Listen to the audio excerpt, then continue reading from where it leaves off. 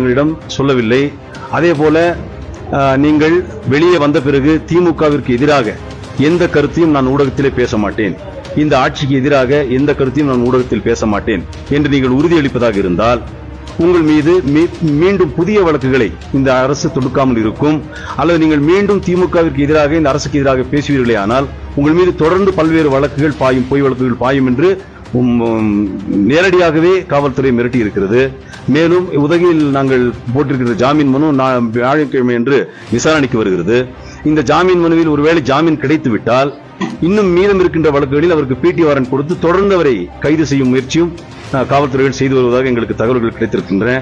தமிழக காவல்துறையும் தமிழக அரசும் செய்யும் இந்த நடவடிக்கைகள் சவுக்கு சங்கருக்கு எதிரான மனித உரிமை மீறல்கள். இது உச்சநீதிமன்ற தீர்ப்பையே நகைச்சுவையாக்குவதும் கேள்விக்குரியதாக்குவதாகவும் இருக்கிறது. இத்தகைய போக்கை தமிழக அரசு இந்த சர்வாதிகாரத்தனத்தை நிறுத்த வேண்டும். தமிழக